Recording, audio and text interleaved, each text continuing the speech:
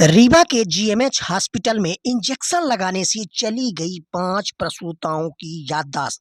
आपको बता दें कि स्टोर कीपर को सस्पेंड कर दिया गया है, जिसमें बीते फरवरी माह में रीवा के गांधी मेमोरियल अस्पताल की लापरवाही का एक बड़ा मामला उजागर हुआ था, जिसमें अस्पताल में डिलीवरी कराने आई 5 प्रसूताओं के परिजनों ने प्रबंधन पर गंभीर आरोप लगाए थे।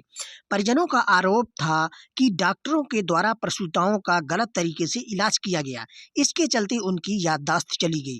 लापरवाही का आरोप लगने के बाद जिम्मेदार अधिकारियों ने मामले की जांच करते हुए कार्रवाई का आश्वासन दिया था। घटना की जांच के 1 माह से ज्यादा का समय बीत जाने के बाद अस्पताल प्रबंधन ने स्टोर कीपर की लापरवाही मानते हुए उसे निलंबित कर दिया।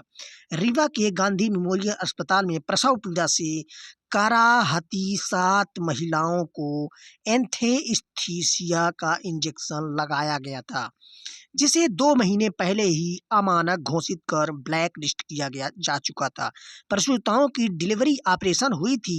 इसके बाद 4 प्रसूताओं की याददाश्त चली गई थी, जिससे एक प्रसूता की हालत नाजुक बनी हुई थी। हालांकि इलाज के बाद अब सभी प्रसूताएं स्वस्थ हैं। डभौरा निवासी विकास केसरवानी ने बताया कि 27 फरवरी की शाम को अपनी गर्भवती पत्नी को जीएमएच हॉस्पिटल में भर्ती कराया था। डॉक्टर ने कहा कि ऑपरेशन करना होगा।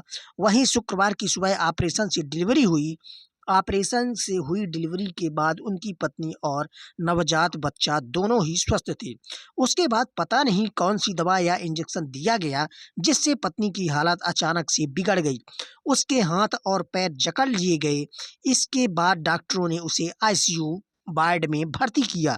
मेडिकल कॉलेज के डीन ने बताया कि 2 महिलाएं थी जिन्हें इंजेक्शन से कुछ रिएक्शन हुआ था।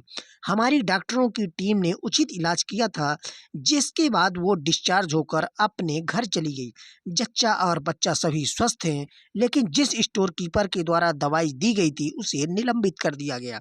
बता दें कि फरवरी महीने के अंत में रीवा के जीएमएच अस्पताल में प्रसूताओं की जान खतरे में पड़ने के बाद हड़कंप मच गया था। इसके बाद एक टीम बनाकर पूरे घटनाक्रम की जांच कराई गई। जांच में पता चला कि दिसंबर में इस इंजेक्शन को अमानक घोषित कर दिया गया था। उसी दौरान इस इंजेक्शन को सरकारी पोर्टल में भी ब्लॉक कर दिया गया था। इसके बावजूद गंभीर लापरवाही